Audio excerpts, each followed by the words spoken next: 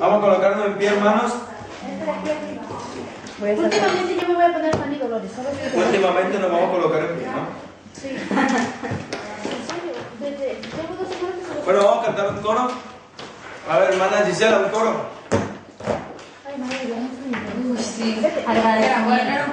Dos, Amén. uno para ti y uno para mí. Al meditar, Dios mío, en las cosas que me has dado, mi corazón se inflama, turbado de emoción, pues no encuentro palabras con que expresar mi Cristo,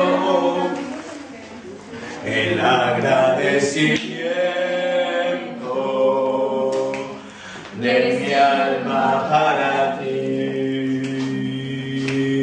Cambiaste tú mi vida, me diste esperanza,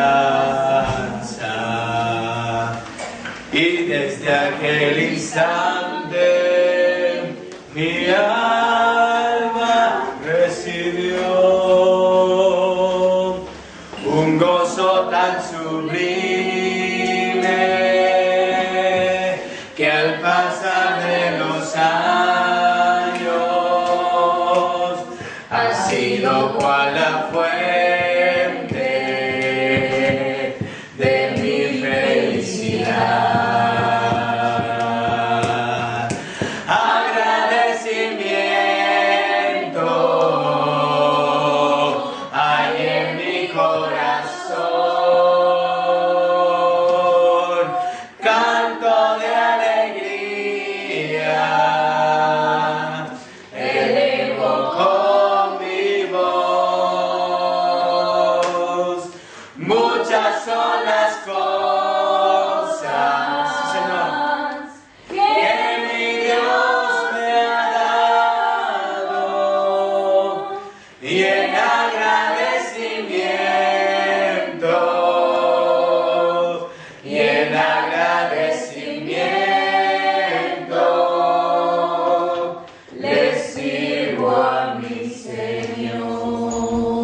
Señor Jesús que estás en los cielos, en tu nombre santo te damos gracias, Señor, porque nos da la oportunidad de poder estar delante de ti, comprendiendo y entendiendo, Señor Jesucristo, tu presencia, tu Espíritu y tu gracia, Señor. Te pido, Señor, que nos hables, nos llenes de tu poder, de tu presencia, y nos hagas comprender, Señor, tu misericordia y tu Espíritu Santo. En el nombre de Jesús ponemos esta parte en tu presencia, en el nombre de Jesús. Amén. Pueden tomar asiento, hermanos. Bueno, vamos a abrir una sesión de preguntas a todo lo que hemos dado esta mañana.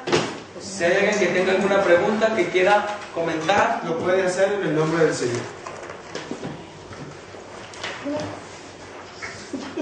Sí, bueno. ¿Alguna pregunta?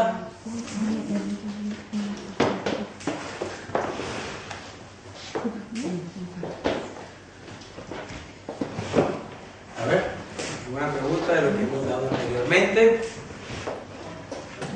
Bueno, entonces resumimos. Las prácticas cristianas, dentro de lo que entendemos, dentro de las prácticas cristianas, nosotros practicamos una vida cristiana no por obligación, sino porque es nuestra nueva forma de vida, ¿no?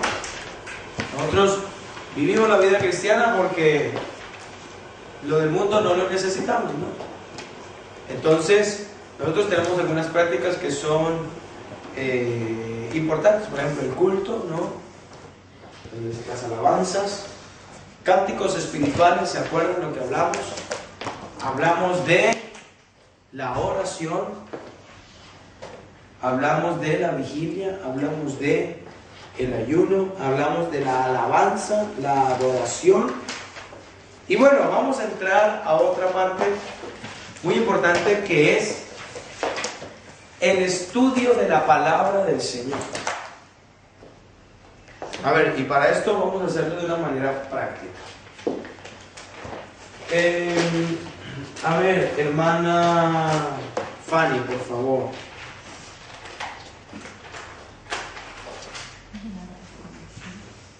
Quiero que me lea un texto X de la Biblia. Lo que usted quiera leer. Léame la Biblia. Lo que usted quiera leer.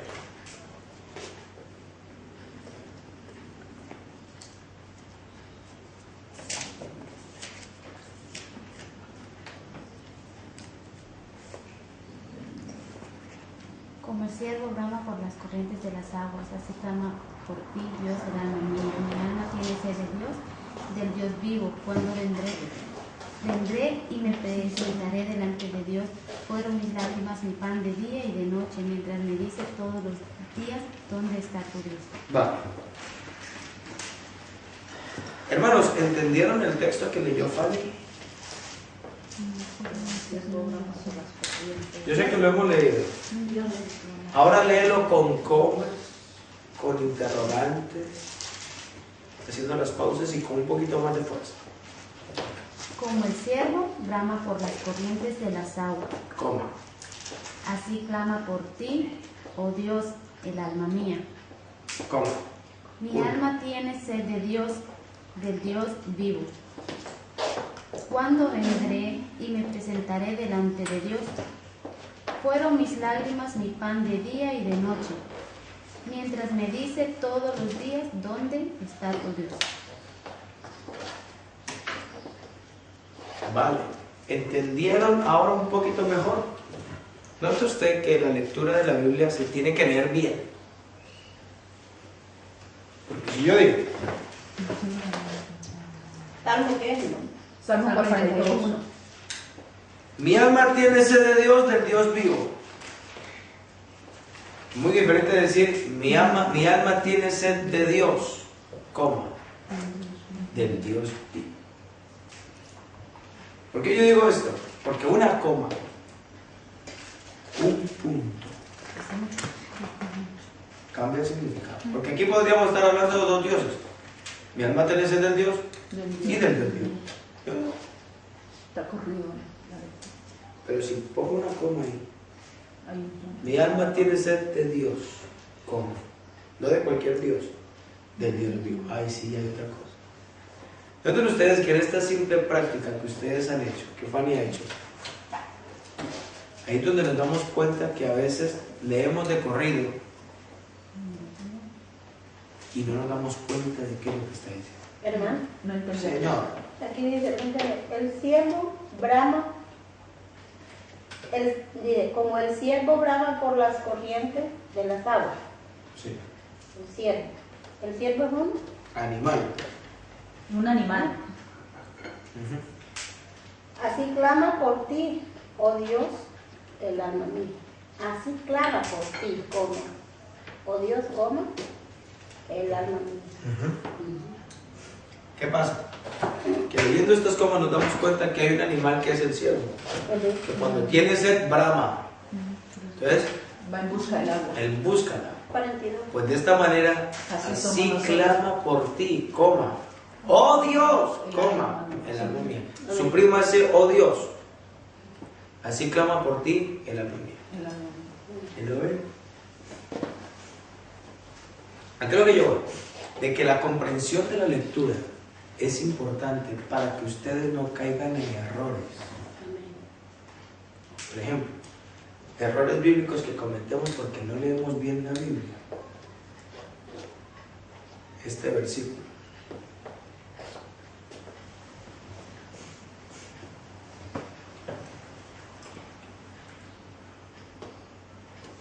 Por tanto, id y haced discípulos a todas las naciones, bautizándolos en el nombre del Padre, y del Hijo, y del Espíritu Santo.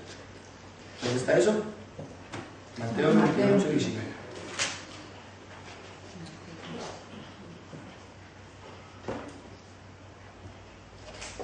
Búsquelo ahí. 28, 19. Mateo 28, 19.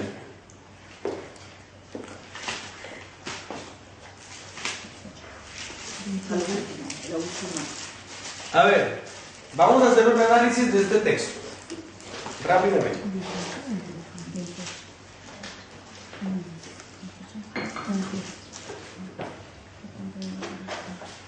A ver, hermana Gisela, léamelo, por favor. Todo. No, el versículo 19. Por tanto, id y hacer discípulos a todas las naciones, bautizándolos en el nombre del Padre y del Hijo y del Espíritu Santo. Ok. Hermano, si ve, Jesús dijo, hay que bautizarlos en el nombre del Padre, del Hijo y del Espíritu Santo. Sí, aquí está. ¿Es correcto decir en el nombre del Padre, del Hijo y del Espíritu Santo? Literalmente hablando, ¿así lo dice la Biblia? No, porque tiene En el nombre del No. Padre. Escucha bien esto, esto es algo literal. No, no. No está correcto. No está correcto porque En el nombre del Padre y del Hijo y del Espíritu. Ahí. Claro. No la supriman, por favor. Porque yo puedo decir Cruz Dei, hija y madre. Son dos. Es la misma. Fanny, secretaria de los jóvenes y maestra de escuela dominical. ¿Cuántas Fannys hay? Una. Bautícenos en el nombre del Padre y del Hijo y del Espíritu. Está refiriendo a una sola. ¿A qué se está refiriendo? A una sola.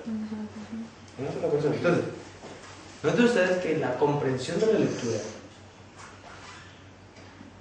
está la explicación misma de la doctrina. Amén. Y ustedes mismos tienen que ser muy curiosos a la hora de leer la Biblia. Porque cuando ustedes leen la Biblia, donde hay dos o tres reunidos, ese versículo. Porque donde hay dos o tres reunidos en mi nombre, ahí está Él presente. Ahí estoy yo presente. Nosotros lo aplicamos a un culto. Tenemos que aprender a leer lo que hay antes para entender ese versículo. Ese capítulo habla de una problemática que hay, donde dos o más testigos se reunieran. Ahí estoy yo avalando lo que se está diciendo ahí. Cambia el sentido, ¿sí lo ven? Por ejemplo, ¿quién me podrá librar de mis errores? Líbrame de los que me son ocultos. Pero ese salmo habla, es el Salmo 19. Y ese salmo habla acerca de la gente que no usa bien la palabra. Entonces, cuando la palabra no usa bien la palabra, entonces dice, si yo mismo me equivoco, líbrame de mis equivocaciones cuando yo aplico la palabra. Pero no se habla de los pecados de uno, sino que se habla de los errores que uno de pronto comete cuando uno mal aplica un texto. ¿Me están entendiendo lo que les estoy diciendo? Entonces, por ejemplo, en Mateo 28 y 19, para entender ese versículo, tenemos que leer el anterior. ¿Y el anterior qué dice, Fanny? Jesús se acercó y les habló diciendo, toda potestad me es dada en el cielo y en la tierra. Por tanto, id y haced discípulos a todas las naciones, bautizándolos en el nombre del Padre y del Hijo y del Espíritu Santo. El 18 es clave. ¿Sí lo ven? Porque el 18 dice, yo tengo potestad en el cielo y en la tierra. Y ya está hablando ya de uno, ya. Ya el resto ya. ¿Me están entendiendo esto? Cuando uno lee la palabra del Señor con entendimiento y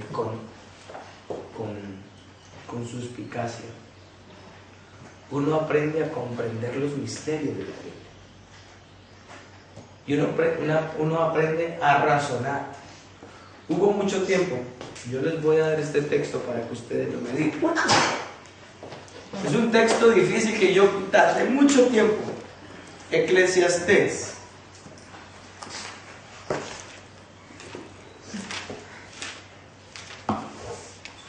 A ver, madre. Eclesiastés 3.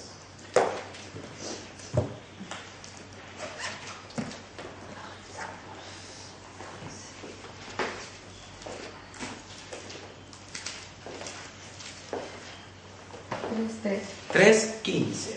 A ver.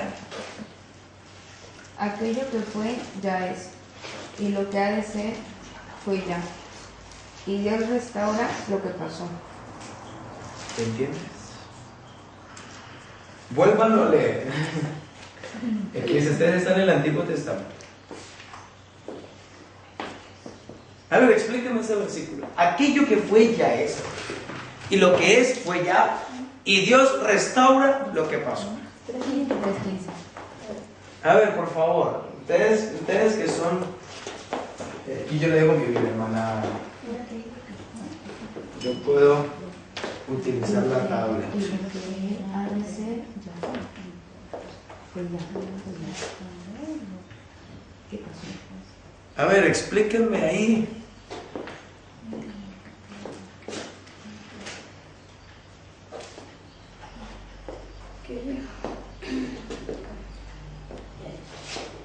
Aquello que fue, ya es. Y lo que fue, aquello que fue, ya es. Y lo que es, fue ya.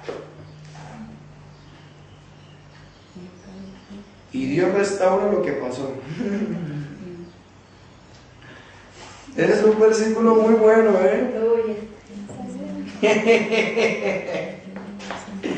Está la palabra, Padre.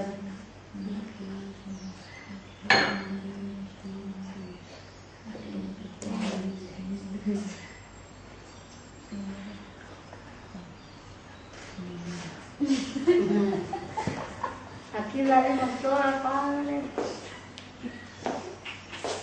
A ver. O sea que Dios ya hizo la creación. No, aquí no tiene nada que ver con la creación. No, a mí no me mete creación aquí. A ver, hermana Cecilia, más o menos lo tenemos. Bueno, suspicacia. ¿Qué tengo que hacer yo si no entiendo este versículo? Comprender los tiempos de los verbos. Comprendo eso, un tiempo verbal, ¿no? ¿Cuál es curioso? Lo que ya es para Dios fue ya pasado. Y lo que fue para mí ya es para Dios.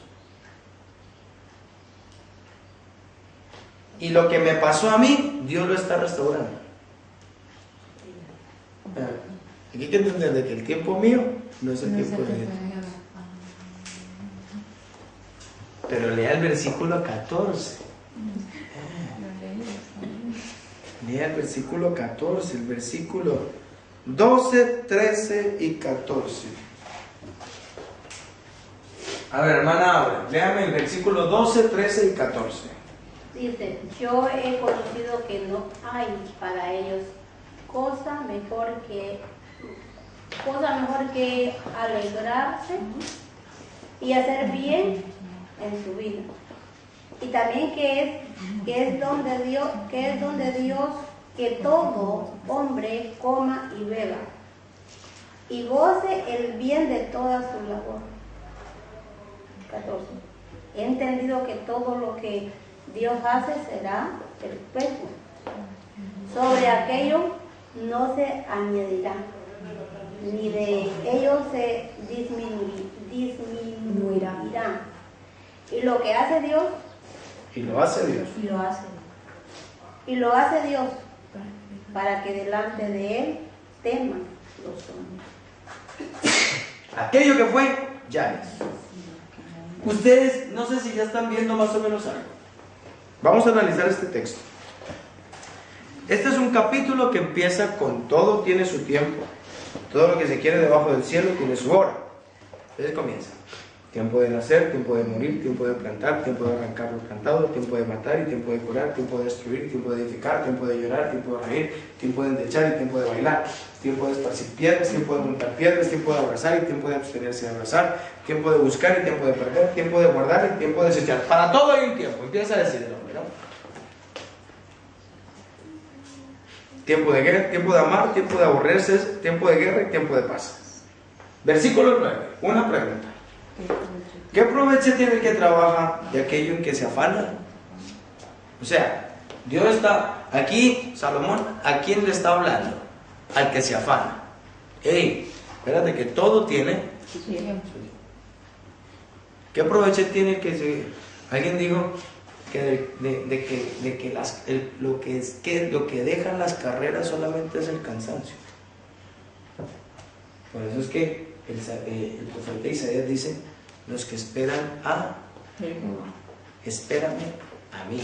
Porque a veces uno se adelanta y deja a Dios allá. Espérate que yo...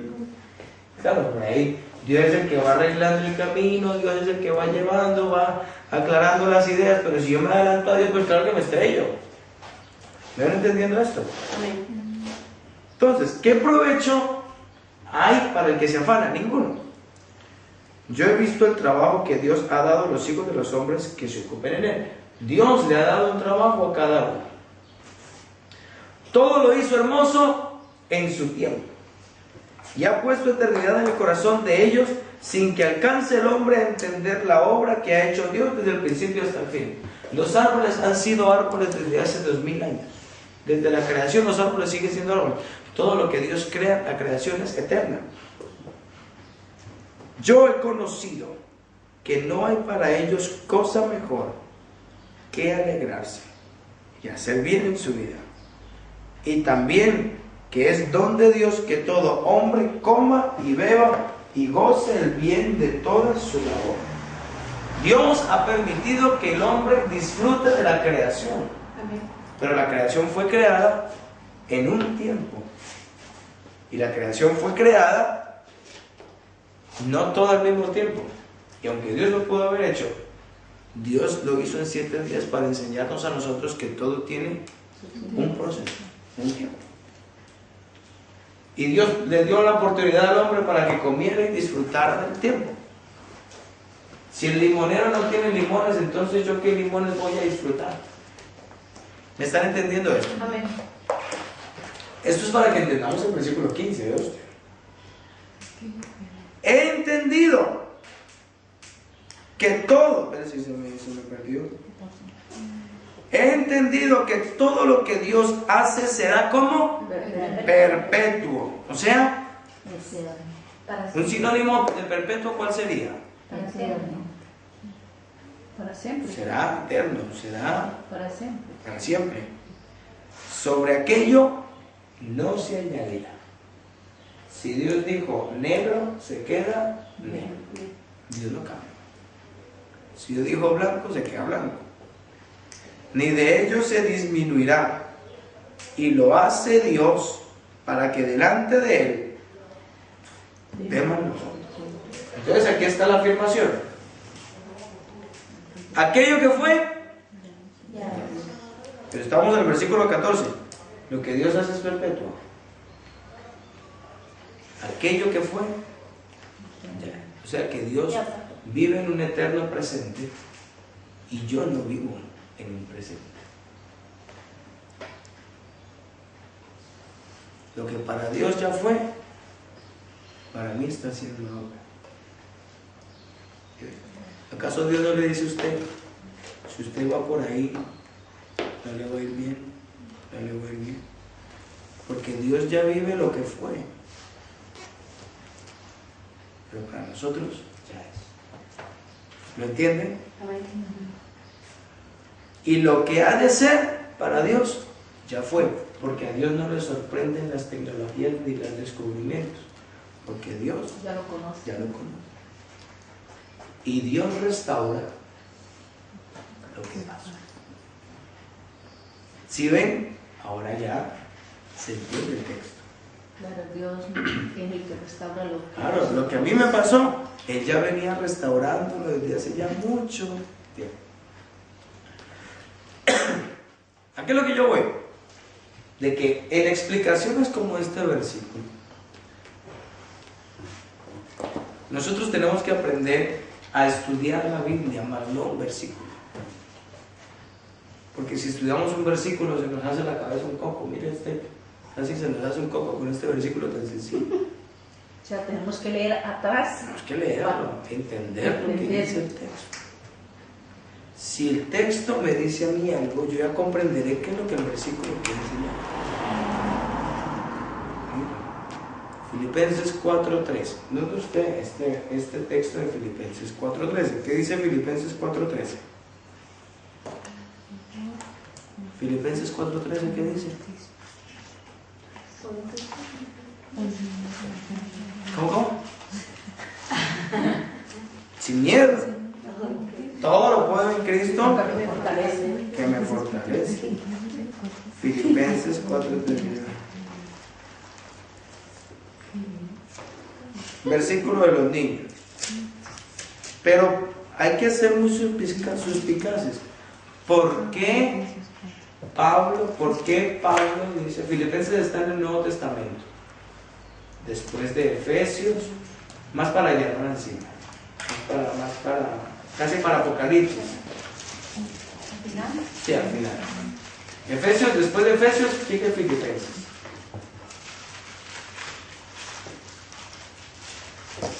Versículo 1. Ve usted.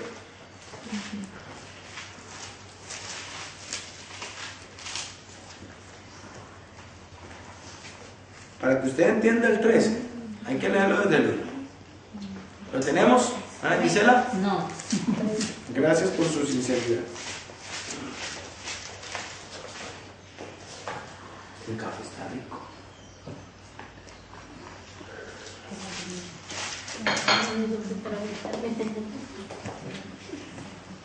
Filipenses capítulo 4. ¿Estamos? Vea cómo dice. Así que, hermanos míos y amados, deseados, gozo y corona mía, estad así firmes en el Señor, amados.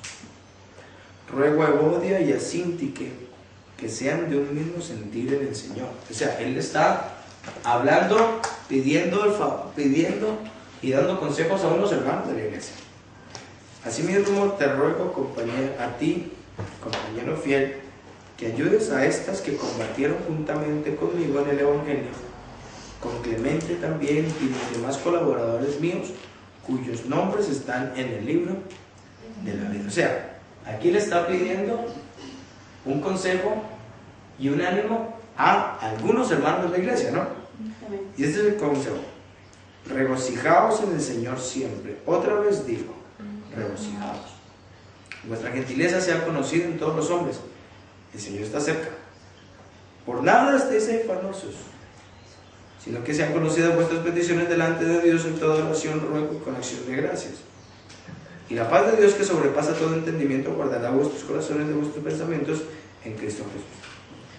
Por lo demás, hermanos, ya vamos entendiendo el texto, ¿verdad?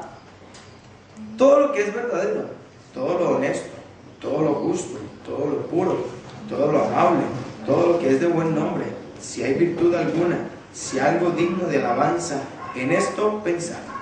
Lo que aprendisteis y recibisteis y oísteis y visteis en mí, esto haced, y el Dios de paz estará con vosotros.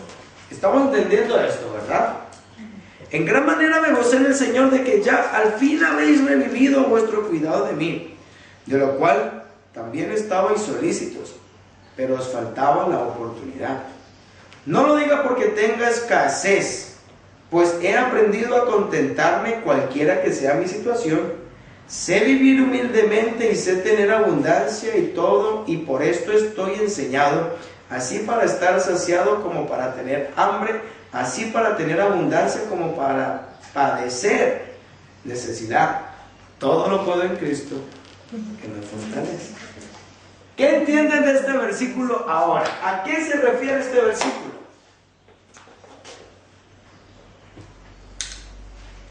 Lo hemos leído. Como dijo Pablo, como se llama, que en toda circunstancia, en toda ocasión, pues, digamos. Pero ¿por qué Pablo, o sea, la pregunta es, ¿por qué Pablo está diciendo eso? Más que le está dando consejo, ustedes han leído, vuelvan a leer, ustedes están dando cuenta ahí que Pablo le está dando gracias a Dios porque ha habido un pueblo que se ha preocupado por él, por Pablo, ¿verdad? Ahí lo dice. Doy gracias a Dios por vuestra gentileza hacia mí, que he aprendido a vivir con riqueza, con pobreza, con humillación, con exaltación, con esto y con lo otro, pero todo lo puedo en Cristo que me fortalece. Noten ustedes cómo hay que comprender por qué el escritor escribe eso. Así que cuando ustedes vayan a dar una predicación, ustedes tienen que hacer un estudio de la palabra. No un versículo y del versículo sacar un texto. No. Porque ustedes cuando vayan a hacer un estudio de la palabra, ustedes tienen que leerse el capítulo completo para saber de qué va. Estos son, bueno, vamos metiéndonos aquí, pero estos son principios de lo que es la exégesis. La exégesis es el estudio profundo de la palabra y la explicación de la palabra. ¿Cómo se escribe? E-X-E-G-E-S-I-S. Exégesis. Exégesis. Exégesis. ¿Tiene tilde o no? Exégesis. ¿Qué es ese? Sí. Exégesis. Es el arte de la explicación de la palabra. Esa es una materia que tendremos que dar más adelante. Exégesis. Pero tampoco la voy a preguntar así. Es el arte de la explotación de la palabra. Explicación, no explotación. Explicación. Cuidado, porque la palabra no se explota. Mala palabra. Explotación. Yo escuché eso. Bueno, hasta aquí estamos hablando bien de lo que es el estudio de la palabra, ¿verdad? Bueno, ahora vamos a hablar. Bueno, saludamos a la hermana Clarita. Dios le bendiga. Vamos a hablar un poquito acerca de la mayordomía. Esa es otra práctica cristiana que nosotros tenemos que tener.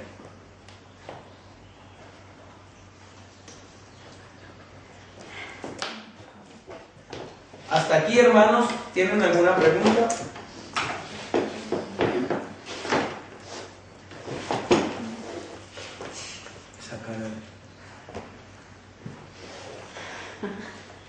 Ay, Señor.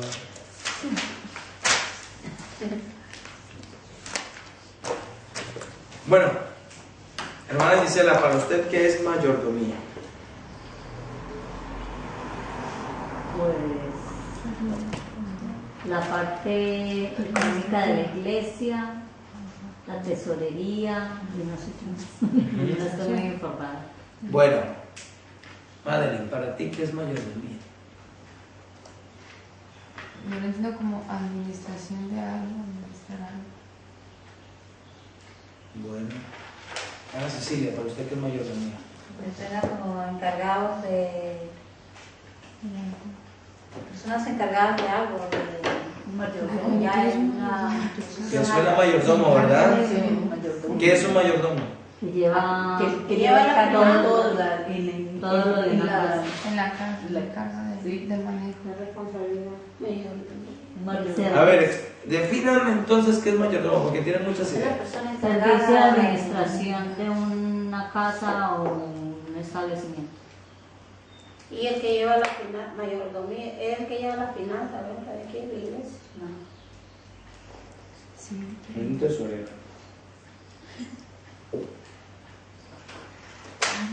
La mayordomía, o sea, en palabras coloquiales, no en palabras bíblicas, pero claro, lo veremos en la Biblia. Es la administración de los bienes de una empresa o una casa, ¿no? Es la administración. Cuando se habla de un mayordomo, se habla de un administrador, ¿no? Se habla de un administrador en este caso, de los bienes de una casa. Nosotros vemos en la Biblia que hubieron muchos que hablaron acerca de la mayordomía. Y cuando estamos hablando de la mayordomía en la iglesia, en la Biblia, estamos hablando de la administración de los bienes que Dios nos da. Es decir, todo lo que nosotros tenemos no es nuestro, sino que todo lo que tenemos le pertenece a Dios. Amén. Así que nosotros somos mayordomos de lo que Dios nos da. ¿Me entienden lo que le estoy diciendo? Amén. ¿Quién va a responder por la vida de Israel? Pregunto yo. Sus padres. Ella misma. Ah. ¿Quién va a responder por mi vida? Pues pastor, usted tendrá que responder por sus actos. De ahí, bueno, voy a hacer un paréntesis, de ahí es donde surge el fallo de este versículo, ¿no? Como hablábamos de la malinterpretación de la Biblia. Cree en el Señor Jesucristo y serás salvo tú y tu casa. Ese versículo. ¿Usted qué piensa de ese versículo? ¿Qué piensan ustedes de ese versículo? Cree en el Señor Jesucristo y serás salvo tú y tu casa. Es una promesa, ¿no? Es una promesa, pero individual. O sea, vaya, por ejemplo, acepté yo a Cristo primero en mi familia. Ya está esa luz en esa familia, ¿verdad? Pero ya tratando de la salvación es individual. O sea, yo tengo que dar cuentas a Dios, como dice la palabra, por mi vida. A ver, escucho otra opción. Primero hay que creer. Sí. El principio del Evangelio. Sí, por eso. Pero este Después, versículo, pastor, cree en yo el tengo Señor entendido- Jesucristo y serás salvo tú y tu casa. Yo tengo entendido que cuando nosotros aceptamos la palabra de Dios, desde ahí incluye nuestra familia. No. Después de creer esa promesa de Entonces pregunto yo, ¿por qué hay grandes pastores y maestros de la Biblia y sus hijos están apartados y no quieren saber nada de la iglesia? Yo lo conozco. ¿Será que Dios cumple esa promesa con algunos y con otros no? No, con todos. Yo creo que Dios siempre, las promesas que tiene, siempre las cumple, pero ya nosotros tenemos libre albedrío y en las personas que se han apartado, pues eso ya es una cuenta que tiene la persona con Dios. Es que Pero mucha Dios gente, lo cumple, Dios cumple. mucha gente cree que esto es una promesa. Y nosotros hemos crecido con esta ideología. La palabra dice, porque si amas a mi hijo no eres digno de mí. Eso quiere decir también que Dios es primero. El que ama a mi hijo no es digno de mí, sí, pero ¿por qué lo dice? Es que una cosa es lo que hablábamos del ejemplo del chocolate, ¿no? Hay el chocolate, el chocolate, el chocolate, el chocolate y todo el chocolate. Pero ¿y Dios? La ley decía, amarás al Señor tu Dios con todo tu corazón, con toda tu alma, con todas tus fuerzas y con toda tu mente. Cree en el Señor Jesucristo y serás salvo tú y tu casa. No es una promesa. Porque estaríamos contrariando a lo que la Biblia dice. Mas el justo por la fe vivirá. No dice la familia de justos. Dice el justo. Y al hablar de justos, habla de uno, un hito. Entonces, la pregunta es, ¿quién dijo esa frase y a quién se la dijo? Pregunto yo. ¿Quién dijo esa frase y a quién se la dijo? A ver, los que hemos leído la Biblia. ¿Tenemos alguna idea? Moisés. No. Yo lo he leído. Isa, ¿lo has leído? ¿Has leído ese versículo? ¿A quién se lo dijo entonces? Jesús. ¿Y quién lo dijo? ¿A quién se lo dijo? Jesús. No. Eso no está en Mateo. No.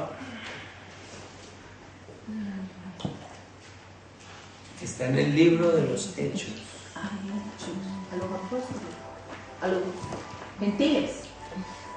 Pablo estaba en la cárcel. y empezó a alabar a Dios. Y ocurrió un terremoto y se abrieron las puertas y el centurión se iba a matar. Hey, no te mates, aquí estamos todos juntos. Señor, ¿y qué debo hacer para ser salvo? Creer en el Señor Jesucristo y serás salvo tú.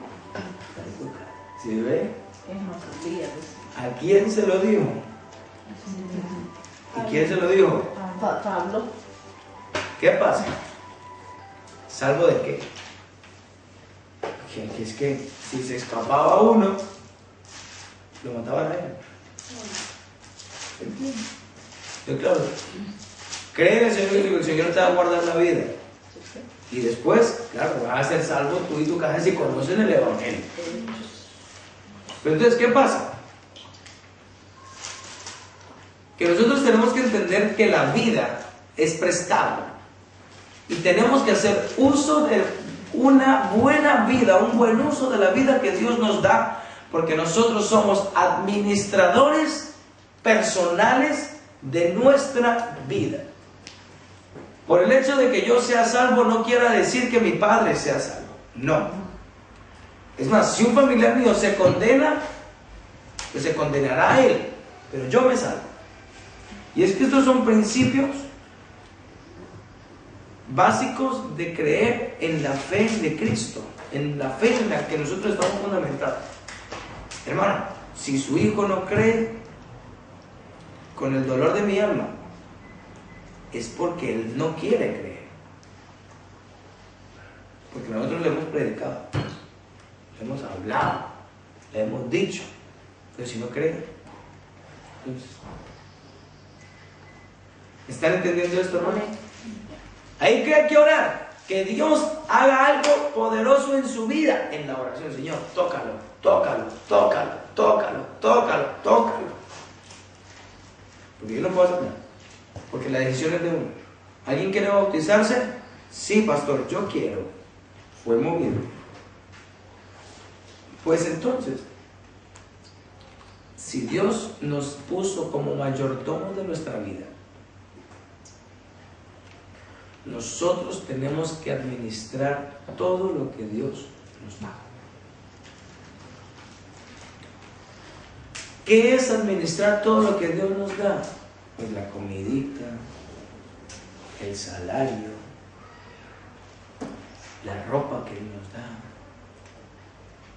los bienes que Él nos da, el cochecito que Él nos da, las cosas que Él nos da. Hay que saberlas administrar. Vean, hermanos, y me parece tan curioso cómo Dios es de grande. Yo me quedé impactado. A mí en Aranjuez a mí me robaron, ustedes saben. Me robaron cosas muy valiosas. Materialmente hablando no tanto, pero sí personalmente tenían mucho valor para mí. Y tienen, que aunque no estén, la sigo extrañando. Una Biblia, hermano, que me la regalaron, pero esa yo la tenía, pero con ese cariño, con esa... que era mi Biblia, hermano. Cada uno tiene una Biblia. Puedes tener 5 Biblias, pero hay una que como que le tienes un cariño. Yo me acuerdo una vez que Fanny regaló una Biblia, ¿te acuerdas? Casi se pone a llorar Fanny. Es mi Biblia, es mi Biblia, es mi Biblia, es mi... Porque como uno tiene ese cariño, eso... Y eso también no es adorar uno es... No, eso es otra cosa, eso es otra cosa. Cuando tú coges la Biblia y Dios te habla, o sea, pero sí. Otra cosa es que tú le tengas un cariño y te sale un objeto, son dos cosas. Como la hermana Clarita de tenerle cariño a esa maleta que ella tiene, se le pierde, pues se puede llorar. Usted me da su Biblia y yo para buscar. Te cambia el libro y ya sé dónde está y en qué página. Claro. ¿Por qué? Porque es que ya usted está acostumbrado. Me robaron esa Biblia, me robaron una tablet, me robaron un estuche, me robaron todo. El Señor. Pastor, pero si le robaron esa Biblia, entonces la persona que se la robó debió de ser luego bendecida. Seguro, yo le dije, Señor, por favor.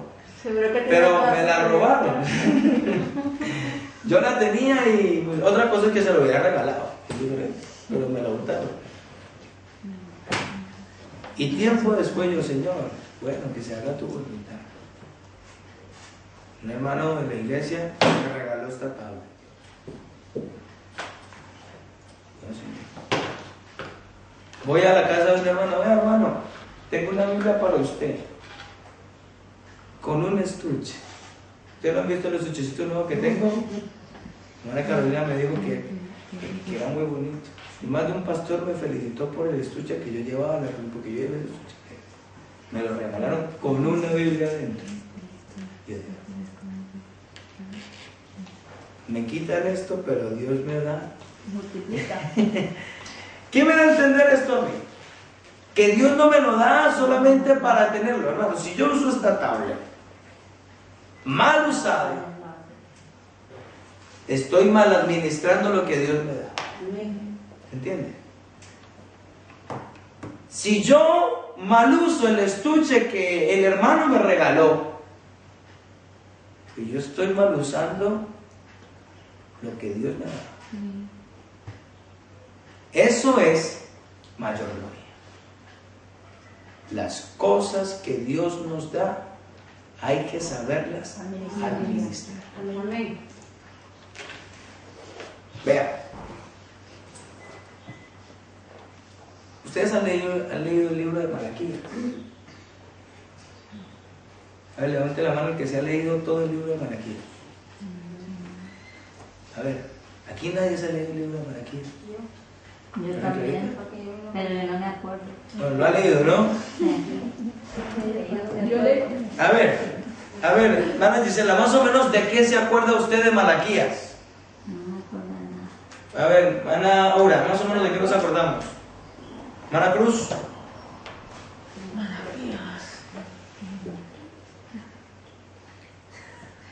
A ver, Fanny. ¿Tú te has leído toda la Biblia? No me acuerdo. Madre, dejaron de hacer trenzas, por favor. ¿De qué se acuerda una clarita de? A ver, ustedes no se acuerdan un versículo, el versículo de los diezmos. Traed todos los diezmos al alfolí. Malaquías 3:10. Ay, no me acuerdo. Está incluso en los sobres de diezmos y todo ahí. Ay, A ver, ustedes saben por qué Malaquías, volvemos al estudio de la palabra, ¿no? ¿Por qué Malaquías escribió ese versículo? Y hagamos un análisis. ¿Acaso Israel no sabía que tenía que diezmar, que tenía que ofrendar, que tenía que dar sus votos, que tenía que dar su todo? Piensen en esto, hermano. Si yo le digo a usted, hermana Fanny, no se olvide que usted tiene que dar la ofrenda para el Señor. Pastor, yo no sé. Madre, no te olvides de dar el diezmo. No te olvides. Pastor, yo ya lo sé. Hermana Cruz, no se olvide, por favor, de dar la ofrenda especial para la iglesia. Pastor, yo lo sé. Pero entonces, ¿por qué no quiero recordar? Pregunto yo. Porque no lo hacía. ¿Por qué no lo hacía? Porque pasaba con el pueblo de Israel. Vea usted cómo dice Malaquías 3.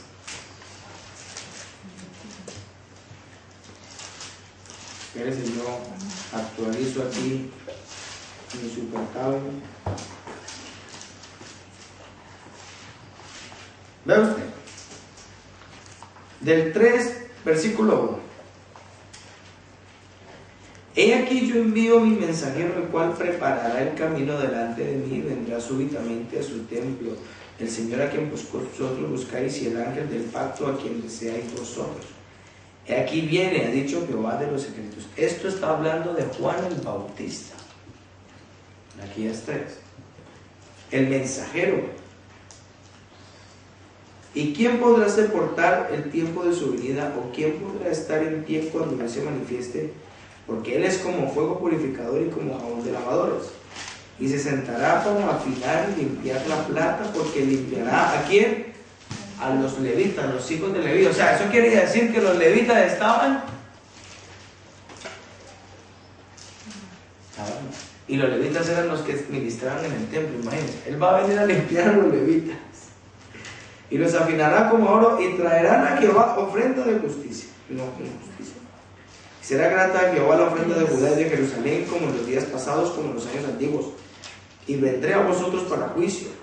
Seré pronto testigo contra los hechiceros y adúlteros, contra los que juran mentira y los que defraudan en su salario, al jornalero, a la viuda, al huérfano y los que hacen injusticia al extranjero, no teniendo temor de mí. ¿Ese mí de quién es? ¿Ese mí a quién se refiere? A Jesús, a Dios, ¿no? Dice Jehová de los cielos: porque yo, Jehová, no cambio. Por esto, hijos de Jacob, no habéis sido consumidos.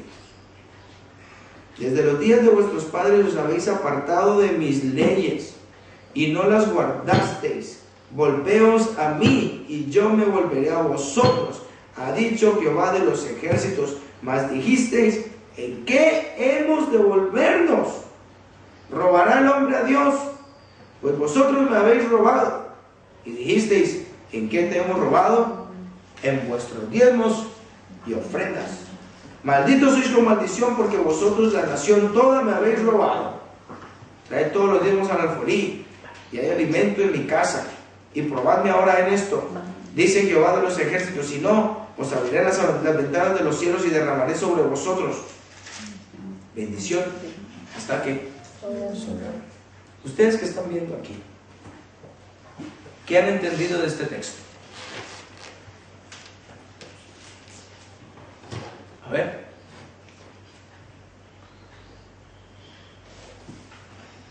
Pues aquí yo he entendido que si le doy a Dios lo que a Él le pertenece, pues dice que me va a bendecir hasta que sobreabunde.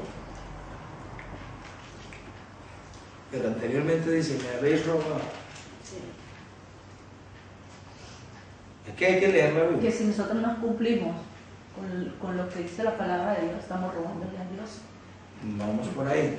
Pero hermano, pero también a Dios no específicamente le estamos robando en el tiempo, no, también le robamos el tiempo, ¿verdad? Porque a veces, por ejemplo, cuando nos toca venir, por ejemplo, cultos a las 6, no venimos a las 6, venimos 6 casi a las 7, ¿verdad? Estamos robando también el tiempo a Dios. Puede ser también.